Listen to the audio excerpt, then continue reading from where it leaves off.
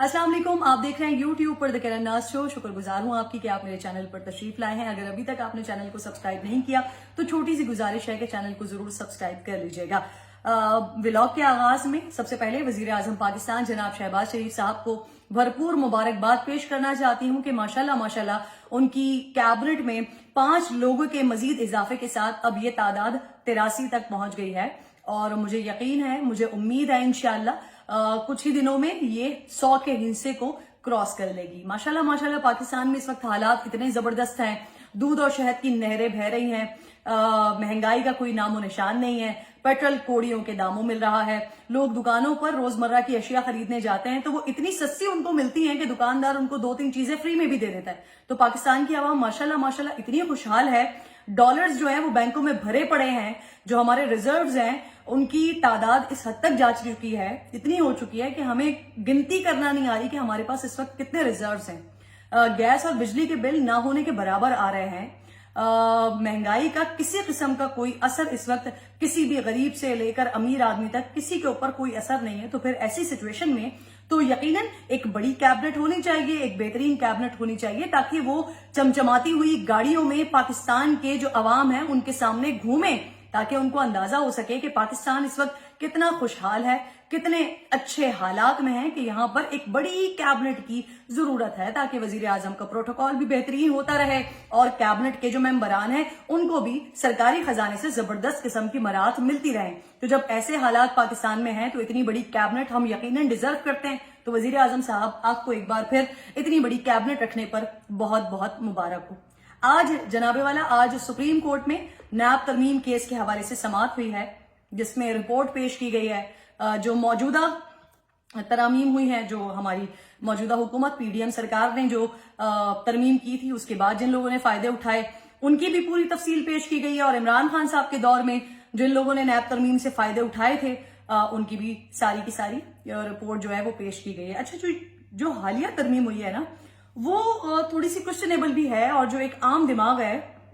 वो इस पर परेशान हो जाता है कि किस किस्म की तरमीम की गई है। बहरहाल तरमीम हुई है जी, और तरमीम ये हुई है कि जो सबसे पहले तो ये कि जो 50 करोड़ से नीचे वाला जो भी मामला होगा, 50 करोड़ रुपए तक की करप्शन का मामला जो है ना वो नैब के जुमरे में नहीं आएगा, नैब उसको नहीं देख सकता। और जो 50 करोड़ से ऊपर वाली करप्शन है तो यहां पर भी साबित करना पड़ेगा नैब को कि जो एसेट बियॉन्ड मीन है ये करप्शन के जरिए पैसा आया है। तो यहां पर भी एक शिक लगा दी है। तो इस वजह से थोड़ा सा क्वेश्चनेबल होता है, थोड़ा सा दिमाग जो है वो ये सोचने पर मजबूर हो जाता है कि ऑब्वियसली पाकिस्तान की जो आम आवाम है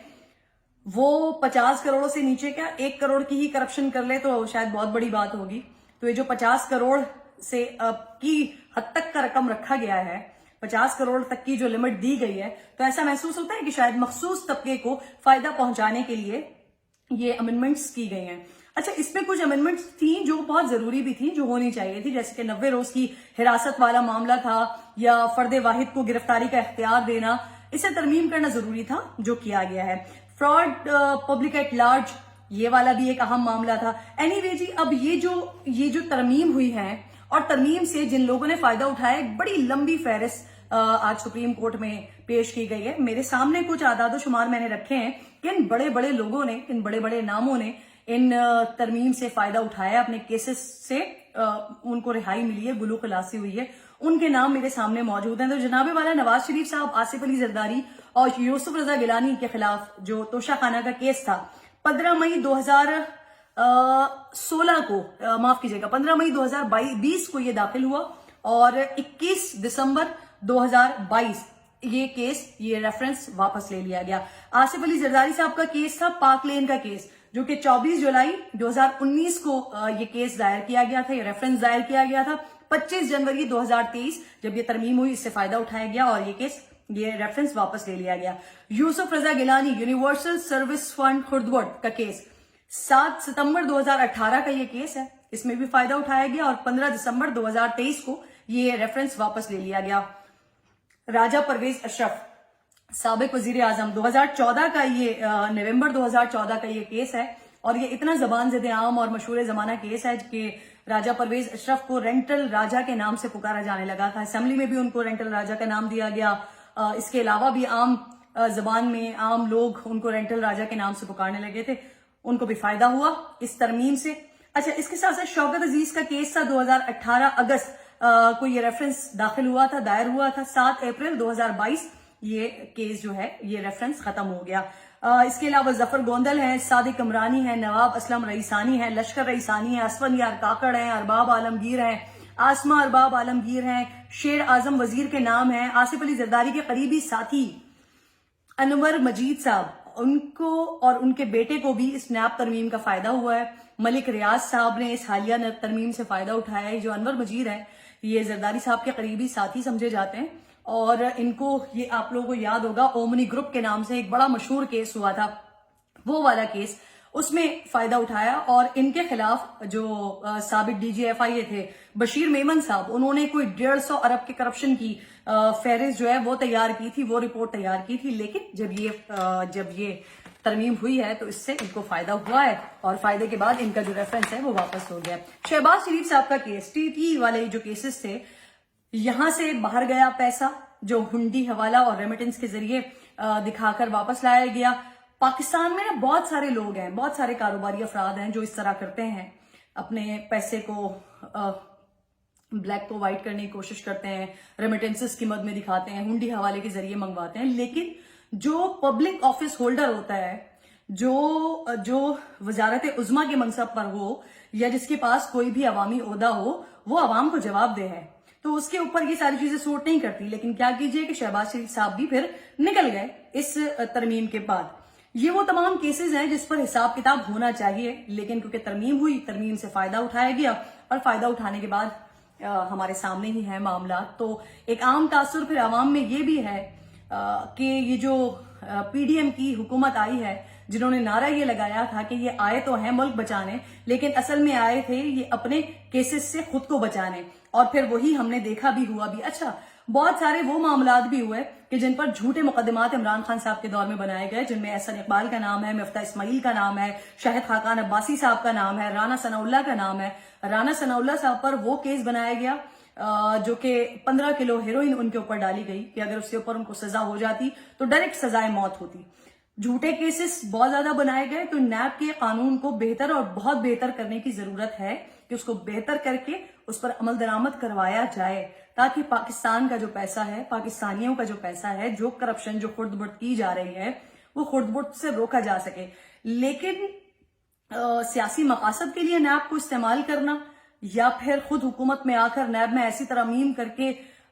وہاں سے اپنے آپ کو بچانا، یہ بھی درست عمل نہیں ہے. بہت سارے اس میں کیسز ایسے ہوں گے، مطلب یہ جتنے بھی میں نے ریفرنسز کی بات کی، اس کی صحت پر میں بات نہیں کر رہی کہ آیا یہ کیسز صحیح تھے یا غلط تھے، یہ سیاسی انتقام کے لیے کیسز بنائے گئے یا واقعتاً یہ سارے معاملات تھے. لیکن یہ کیسز بہرحال ہوئے، اور کیسز ہونے کے بعد ترمیم اب جب کی گئی تو اب اس سے گلو خلاصی ہو گئی ہے. لیکن اس قانون کو بہت زیادہ بہتر کرنے کی ضرورت ہے. خان صاحب کے دور میں یہ والے معاملات بھی ہوئے تھے. آپ کو یاد ہوگا کہ ایک وقت ایسا آیا تھا کہ اپوزیشن کے لوگ بڑے سکون سے بیٹھ گئے تھے، کسی کے اوپر کوئی کیس نہیں بن رہا تھا، کوئی معاملہ نہیں ہو رہا تھا. پھر ایک دم ایک چیئرمین نیب کے حوالے سے ایک ویڈیو سامنے آتی ہے، اور اس ویڈیو کے بعد دھڑا دھڑ لوگوں کے اوپر کیسز بننا شروع ہوتے ہیں. اور پھر اس کے بعد کوئی 1 سال، کوئی 2 سال، کوئی 3 سال، جو مسلم لیگ نون کے اپوزیشن کے جو لوگ ہیں 2 سال، 1.5 سال، 1 سال وہ جیلوں میں رہ کر آئے نیب کے انہی کیسز کے حوالے سے، جو آج تک ثابت بھی نہیں ہو سکے. اچھا صرف اور صرف یہاں پر یہ نہیں ہوا کہ یہاں پر فائدہ ابھی کی ترمیم سے اور صرف جو موجودہ پی ڈی ایم ہے انہوں نے نہیں اٹھایا، بلکہ جو عمران خان صاحب کے دور میں جو ترمیم ہوئی تھی ان کی فہرست بھی سامنے آئی ہے، اور ان میں کن کن لوگوں نے فائدہ اٹھایا تھا ذرا وہ بھی میرے سامنے. حکومت نے پاکستان تحریک انصاف کی حکومت جب تھی 2019 سے لے کر 2022 تک نیب ترمیم کے بعد 50 کیسز واپس ہوئے ہیں. سابق رکن اسمبلی گلگت بلتستان جاوید حسین صاحب ہیں، لیاقت علی جتوئی ہیں، سابق گورنر کے پی مہتاب احمد خان ہیں، سابق وزیر صحت جی بی گلبہار خان ہیں، فرزانہ راجہ ہیں، آصف علی زرداری ہیں. یہ وہ لوگ ہیں جن کے نیب ریفرنسز عمران خان صاحب کے دور حکومت میں واپس ہوئے ہیں. anyway جی، حالات اس وقت جو ہماری سچویشن ہے اس کے بعد جو معاملات ہو رہے ہیں، ایک طرف نیب ترمیم ہے، اس سے آپ نے ترمیم کی اور اس سے آپ گلو خلاصی کر رہے ہیں، اپنی جانیں بچا رہے ہیں، اپنے آپ کو کیسز سے نکال رہے ہیں. لیکن دوسری طرف جو پاکستان کے حالات ہیں، جو پاکستان کے معاشی حالات ہیں، آج ایک اچھی خبر تو سننے کو ملی ہے کہ جو IMF کے ساتھ ہمارے مذاکرات چل رہے ہیں اس کا آج 9واں روز تھا، کل اس کا لاسٹ ڈے ہے، اور ایسی گورنمنٹ کی جانب سے ایسا کہا جا رہا ہے کہ معاملات فائنلائز ہو چکے ہیں، کل فائنل ڈسکشن ہونی ہے اور اس کے بعد جو ہمیں پہلی قسط ملنی ہے اس کے حوالے سے معاملات فائنلائز ہو گئے ہیں۔ ایک مسئلہ یہ نیب ریفرنسز کا ترمیم کا مسئلہ ہے جو کہ سپریم کورٹ میں آج اس کی سماعت ہوئی ہے، کل اس کی فردر سماعت مزید ہونی ہے، اور اس کے ساتھ ساتھ ایک اور مسئلہ الیکشنز کا ہے، ارلی الیکشنز کا ہے، یا ارلی الیکشنز نہیں، اب تو وہ آن ٹائم الیکشنز ہی ہوں گے کیونکہ 2 اسمبلیز ڈیزالو ہو چکی ہیں، پنجاب کی اور KPK کی۔ تو یہاں پر جو KP اور پنجاب کے چیف سیکرٹریز ہیں وہ کہہ رہے ہیں کہ سیکورٹی صورتحال ہماری ایسی ہے ہی نہیں کہ ہم الیکشنز کروا سکیں، اگر ہم الیکشن کروائیں گے تو KP والے کہہ رہے ہیں کہ کم از کم 1 لاکھ سے زائد ہمیں سیکورٹی اہلکار، وہ چاہے آپ پولیس سے دیں چاہے آپ فوج سے دیں، ہمیں سیکورٹی کے لوگ دیں گے تبھی ہم الیکشنز کنڈکٹ کروا سکتے ہیں۔ اور جو پنجاب والے ہیں وہ کم از کم 3 لاکھ سے زیادہ کی سیکورٹی مانگ رہے ہیں کہ جب آپ ہمیں سیکورٹی فراہم کریں گے تو اس کے بعد ہم الیکشنز کروا سکیں گے، اس سے پہلے ہم سیکیور نہیں سمجھتے الیکشن کروانا۔ تو یہ حالات جو ہے نا بڑے عجیب و غریب ہیں۔ ہونا تو اس میں یہ چاہیے کہ تمام جو سیاسی جماعتیں ہیں اس وقت، جس میں PTI ہے، جس میں مسلم لیگ نون ہے، جس میں پاکستان پیپلز پارٹی ہے، جس میں JUI ہے، جس میں ANP ہے، متحدہ قومی موومنٹ ہے، مسلم لیگ قاف ہے، یہ تمام پاکستان کی بڑی سیاسی جماعتیں، بڑی چھوٹی تمام سیاسی جماعتیں مل کے بیٹھیں، کنسنسس کے ساتھ پاکستان کو مشکلات سے نکالنے کی کوشش کریں، کیونکہ یہ کوئی عام حالات نہیں ہیں۔ اس وقت بھوک افلاس ہے، غربت ہے، مہنگائی ہے، سیکیورٹی کی مخدوش صورتحال ہے۔ کبھی ہم دیکھتے ہیں کہ کسی مسجد کے اوپر بلاسٹ ہو جاتا ہے، کبھی کسی سیکیورٹی اہلکار کے اوپر حملہ کر دیا جاتا ہے، کبھی کسی پولیس اسٹیشن کے اوپر حملہ کر دیا جاتا ہے، تو یہ کوئی نارمل حالات نہیں ہیں۔ ان سارے حالات میں ضروری یہ ہے کہ ہم تمام جو ہمارے سیاسی جماعت کے لوگ ہیں، جو ہمارے قائدین ہیں، جو ہمارے حکمران ہیں، وہ اکٹھا بیٹھیں اور ملک کو مسائل سے نکالنے کی کوشش کریں۔ لیکن کیا کیجئے کہ ہمارے پاس ایک طرف وہ حکومت ہے جو کہ اپنے آپ کو ہر طرح سے سیکیور کرنے کے لیے راستے تلاش کرے گی، عوام کی ان کو شاید پرواہ نہیں ہے، دوسری طرف عمران خان ہے جن کے ارلی الیکشنز کا جو مطالبہ ہے، جو الیکشنز کا مطالبہ ہے وہ غلط نہیں ہے، لیکن جن سے ان کو وہ مطالبہ کرنا ہے وہ ان کے ساتھ بیٹھنے کو تیار نہیں ہے۔ خان صاحب کی ایک بڑی خاصیت ہے کہ وہ کسی کے اوپر بھی کوئی بھی منہ کھول کر الزام لگا دیتے ہیں، لیکن ان کے ساتھ بیٹھنے کو وہ تیار نہیں ہوتے، ان کے لیے ہر وہ شخص چور، لٹیرا، ڈاکو ہوتا ہے۔ مسئلہ یہ ہے کہ ہمارے پاس جو ایک ہمارے موجودہ وزیر اعظم ہیں جناب شہباز شریف صاحب، وہ بھی اتنے کیپیبل نہیں ہیں کہ اس طرح کے حالات سے ملک کو نکال سکیں، اور جو عمران خان صاحب ہیں وہ بھی اتنے کیپیبل نہیں تھے کہ وہ ملک کو اس طرح کے حالات سے نکال سکتے۔ تو اس وقت ضرورت یہ ہے کہ تمام لوگ ایک ساتھ مل جائیں، تمام لوگ ایک ساتھ بیٹھیں، کنسنسس سے ملک کے معاشی حالات کو، ملک کے جو سیکیورٹی کے مسائل ہیں ان تمام مسائل سے نکالنے کی یکجا ہو کر کوشش کریں۔ اور وزیر اعظم صاحب، حالات ایسے ہیں تو نہیں کہ آپ اتنی بڑی کیبنٹ کے ساتھ خرامہ پھریں، لیکن اس کے باوجود بھی اتنے برے حالات میں آپ نے اگر اتنی بڑی کیبنٹ بنا لی ہے تو آپ کو سوائے مبارکباد کے اور کیا دیا جا سکتا ہے۔ اپنا بے حد خیال رکھیے گا، انشاءاللہ آپ سے ملاقات ہوگی اگلی ویڈیو میں۔ اللہ نگہبان۔